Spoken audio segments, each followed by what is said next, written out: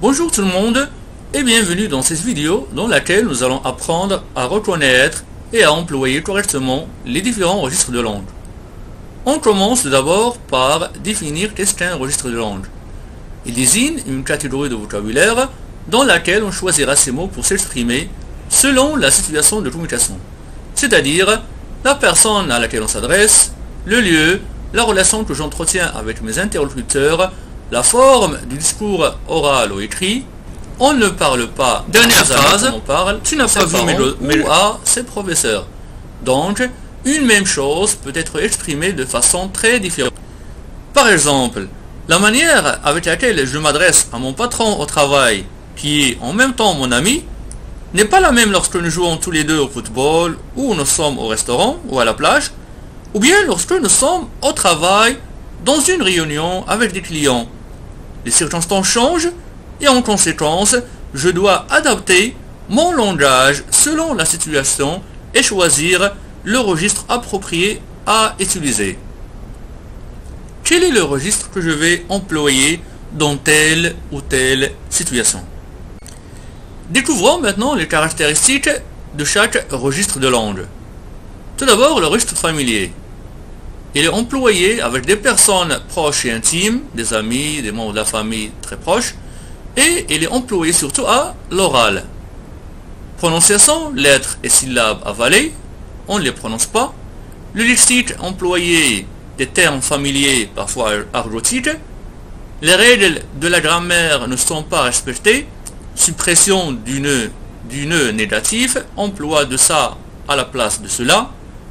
Un exemple. Eh Fatih, grouille-toi maintenant, on est en retard, je l'avais bien dit, ils sont pas là. Alors quand vous voyez, des lettres ne sont pas prononcées comme le E, ici, maintenant, au lieu de dire maintenant, en retard devient en retard, je te l'avais dit devient je l'avais dit, il devient ils sont pas là, et puis le nœud de la négation qui est supprimé. Deuxième registre, courant, employé à l'oral comme à l'écrit. On l'utilise à l'école, au travail, dans les situations quotidiennes. Prononciation est correcte. On emploie le vocabulaire usuel. Respect des règles de la grammaire. Des phrases courtes et simples. Un exemple. Allez Fatima, dépêche-toi, ou nous serons en retard. Je te l'avais bien dit qu'ils n'étaient pas chez eux. Le troisième, soutenu, utilisé surtout à l'écrit, dans la littérature, les livres, les poèmes, les pièces de théâtre. On l'emploie également dans les discours politiques, les conférences, etc. Prononciation, articulation soignée et respect des liaisons. Lexique riche, littéraire, recherché, spécialisé et parfois rare. Grammaire respectée, des phrases longues et complexes. Un exemple, j'avais la conviction qu'ils étaient absents de leur domicile et je crains fort, chère Fatima, que nous ayons désormais quelques retards. Aussi, hâtons-nous, je vous en prie.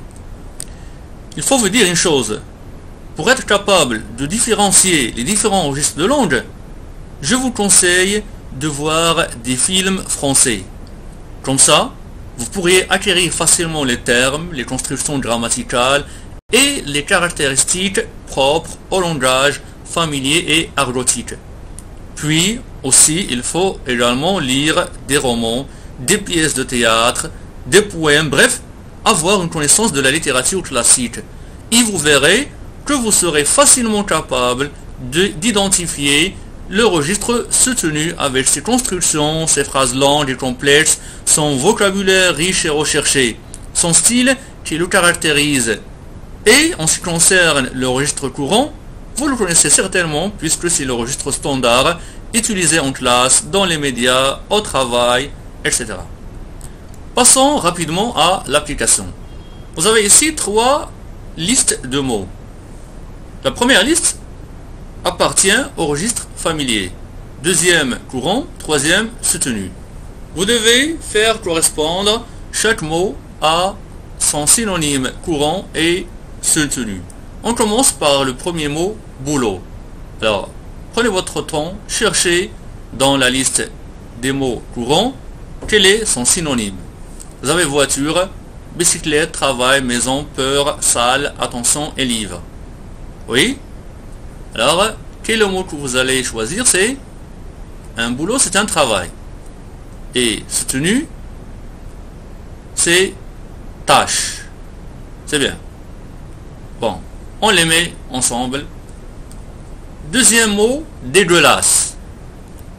Dégueulasse. Son synonyme courant.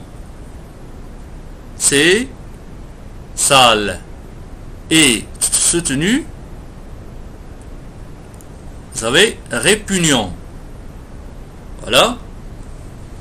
Troisième mot, une bagnole. La bagnole, c'est la voiture. Registre soutenu, c'est véhicule. Voilà. Faites gaffe. Quelle est l'expression qui correspond à faites gaffe dans la liste des mots courants? Vous avez, c'est attention. Et puis, soutenu, prenez garde. La baraque. Une baraque. C'est une maison. Soutenu, une demeure. Un bouquin. C'est un livre. Et soutenu, ouvrage. Il reste maintenant deux mots. La trouille. C'est clair, c'est la peur. Appréhension. Finalement, la bécane, c'est la bicyclette. Vélo au registre soutenu. Passons maintenant au deuxième exercice. Dites si ces phrases appartiennent au registre familier courant ou soutenu. Première phrase, il crèche dans une super baraque. Vous avez le verbe crèche et vous avez super baraque. Une super baraque, ça veut dire une belle maison. Et crèche, ça veut dire habite. Ces mots appartiennent au registre familier. Il réside dans une magnifique demeure. Alors, vous avez le verbe réside, qui veut dire la même chose que crèche, et une magnifique demeure, c'est une super baraque. Mais cette fois-ci, c'est soutenu. Il habite, le verbe habiter, qui veut dire crècher, résider, et une belle maison, superbe baraque, ou bien une magnifique demeure. Et cette fois-ci, registre courant. Comme vous venez de voir, vous avez trois phrases qui veulent dire la même chose, ils expriment la même idée, mais ils sont dites de façon différente, selon le registre de langue employé, et bien sûr qui dépend, comme on a dit, du contexte. Phrase 4. Ce bouquin, je ne l'ai pas lu moi. Vous avez tout d'abord le mot ce bouquin, et qui veut dire livre. Et puis, je ne l'ai pas lu.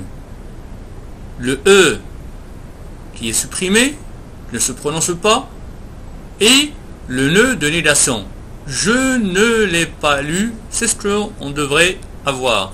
Et puis, moi, c'est une reprise de je, et qui est employé dans cette construction, surtout à l'oral, au registre familier. Phrase 5. Je n'ai pas encore lu ce livre. Je n'ai pas lu, au lieu de dire je ne l'ai pas lu. Et puis, ce livre. Ce livre qui veut dire, comme on a dit, bouquin. Mais là, la phrase, elle est compréhensible, facile à comprendre. C'est le registre courant. Alors, comme vous voyez ici, la phrase 4, ce bouquin, le mot bouquin est mis en apposition. On commence par ce bouquin, et puis on continue la phrase, et on reprend le mot bouquin par le pronom le. Ce bouquin, je ne l'ai pas lu, moi. Ça, c'est un style propre au registre familier. La phrase 6. N'aurais-tu pas vu mes chaussures par hasard? Alors, vous avez n'aurais-tu pas, inversant du sujet. Et puis, l'expression par hasard, nous employons dans cette tournure au registre soutenu. T'as pas vu mes audaces? C'est la même phrase que la phrase 6, mais elle est dite d'une manière différente. Et comme vous voyez, le nœud de négation n'est pas écrit, il est supprimé, et puis les godasses, c'est-à-dire les chaussures employées au registre familier. Phrase 8, tu n'as pas vu mes chaussures. Comme vous voyez, tu n'as pas vu, au lieu de dire t'as pas vu, et puis le chaussure à la place de godasse. Une phrase simple, facile à comprendre. Il s'agit du registre courant. J'espère que vous avez bien compris la leçon et que vous êtes maintenant capable d'identifier chaque registre et ses caractéristiques. Sur ce, je vous dis au revoir et à bientôt dans une nouvelle leçon.